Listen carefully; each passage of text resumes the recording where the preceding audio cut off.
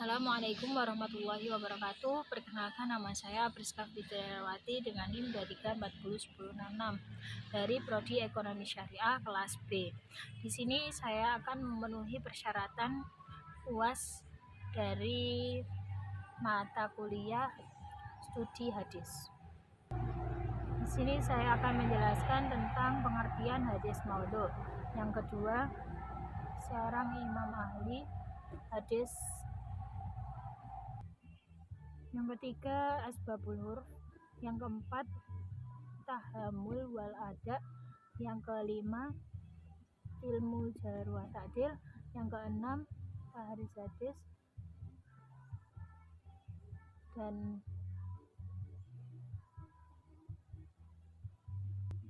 langsung saja. Yang pertama, yaitu hadis maudhu atau hadis yang palsu atau tidak asli yang dari Nabi Muhammad SAW. Hadis ini tidak bisa dijadikan sebagai hujah atau hukum karena tidak ada jajar yang menjamin. Kriterianya ada perawi yang dusta atau tidak jujur. Ketika terdapat tanda-tanda pemalsuan hadis dari ucapan maupun tingkah laku perawi. Macam-macamnya yaitu yang pertama, seseorang mengatakan sesuatu yang keluar dari dirinya sendiri dan dihubung-hubungkan dengan Rasulullah. Yang kedua, menghukumi hadis sahih menjadi maudhu dan riwayat atau yang dimasukkan dari hadis maudhu. Latar belakang dari hadis maudhu adalah pada awal Islam tidak hanya disebabkan dari faktor politik atau tapi juga kepentingan personal, juga manipulasi kekuasaan. Oleh karena itu penting bagi umat Islam mencari keabsahan hadis untuk sekarang. Contoh, hadis riwayat Ibnu Jazam yang isinya bulan Rajab adalah bulannya Allah, Sya'ban bulan Rasulullah, sementara Ramadan adalah bulan umat Islam. Itu termasuk hadis maudhu. Selanjutnya yang kedua, yaitu menjelaskan tentang sejarah imam ahli hadis dan karyanya. Yang pertama, Imam Bukhari, yang terkenal dengan nama yang asli namanya Abu Abdullah Muhammad bin Ismail Bukhari. Lahir pada tanggal 19 Syawal 194 Hijriah di Bukhari, Uzbekistan. Gurunya adalah ayahnya sendiri dari Imam Malik bin Anas. Imam Bukhari hafal 15.000 hadis dan beliau wafat pada usia 60 tahun di Uzbekistan. Karyanya antara lain yaitu Al-Jami'ah Shahih, Al-Adab, Al-Musraf, Al-Tasrif, dan Al-Kabir. Yang kedua, Imam Muslim. Nama aslinya Imam Abdul Syekh Muslim Al-Hajjaj Al-Bushairi Al-Nabairi. Lahir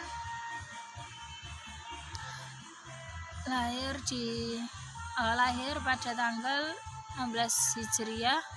Salah satu guru Imam Muslim adalah Imam Bukhari. Imam Muslim mengumpulkan 30.000 hadis yang dipilah-pilah hadis. Yang ketiga, Imam At-Tirmidzi. Nama aslinya adalah Muhammad bin Isa bin Suhra bin Musa. Lahir pada 209 Hijriah di kota Tirmiz Utara, Iran. Guru dari At-Tirmidzi adalah Imam Bukhari dan Imam Muslim. Beliau wafat pada 13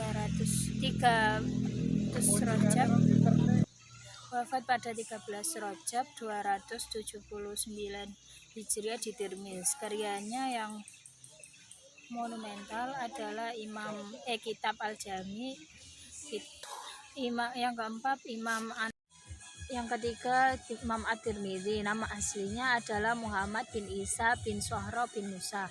Lahir pada 209 Hijriah di kota Tirmiz Utara, Iran. Guru dari At-Tirmidzi adalah Imam Bukhari dan Imam Muslim. Beliau wafat pada 13 Rajab 279 Hijriah di Tirmiz.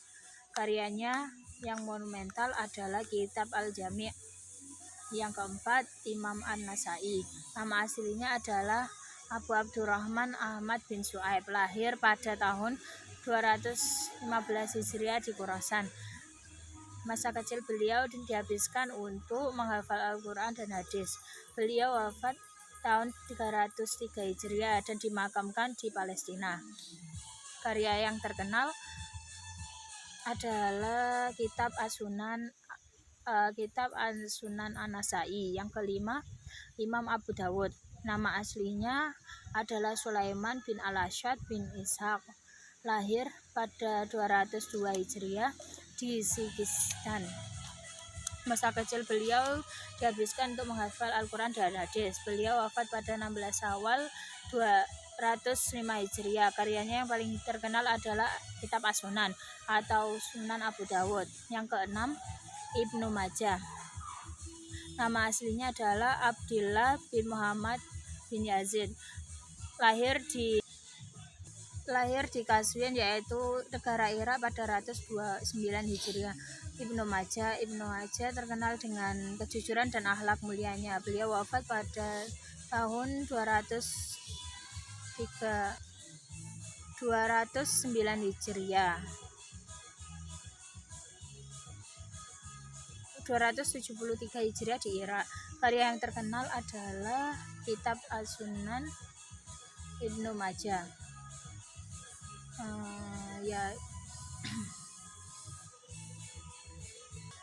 Materi yang ketiga menjelaskan tentang tahammul wa ada, yaitu proses transfusi hadis.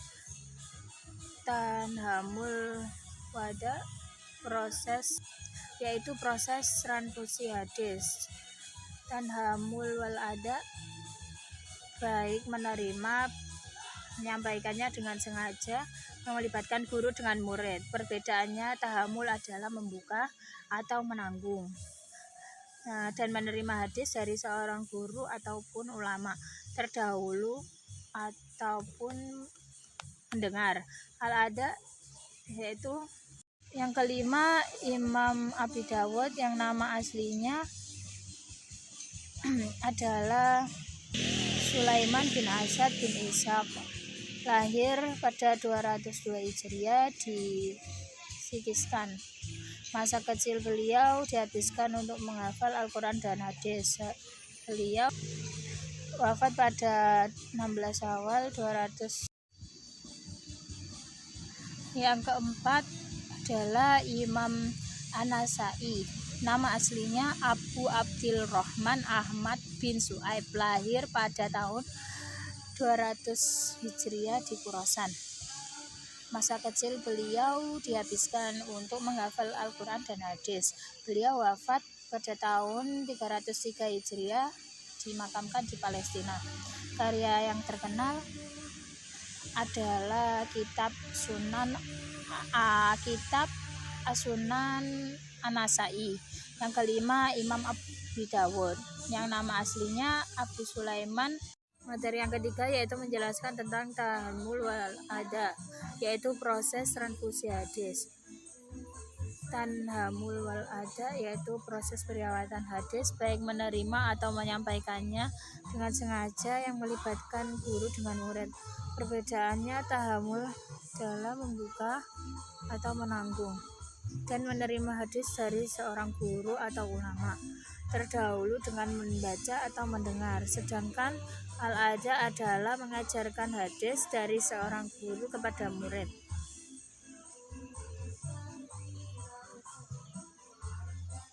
Bab yang selanjutnya yaitu materi kelima, ilmu jahar wa ta'dil. Selanjutnya, ilmu jahar wa ta'dil. Ilmu jahar wa ta'dil yaitu cabang ilmu yang membahas mengenai penilaian baik buruknya oleh pengoleksi hadis pada perawi hadis. Macam-macamnya yaitu yang pertama mutlak. Mutlak yaitu rawi dengan jahar atau celaan tanpa batas, maka dia dianggap cacat di setiap kegiatan. Yang kedua, muqayyad. Yaitu seorang perawi hadis dengan jahar tersebut dikaitkan dengan hal tertentu. Manfaatnya yaitu untuk membantu untuk mengetahui dan menetapkan keadaan perawi, baik sifat terpujinya, cacatnya, serta sebagai tolak ukur perawi, ataukah hadis yang diriwayatkan itu diterima atau ditolak. Itu kegunaan ilmu jahar wa ta'dil. Dan selanjutnya pengertian tahriz hadis. Apa sih tahriz hadis itu? Tahriz hadis yaitu proses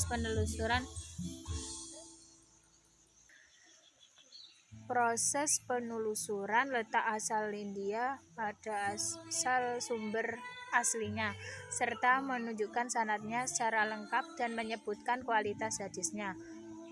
Dalam menyusun tahriz hadis itu ada langkah-langkahnya. Yang pertama,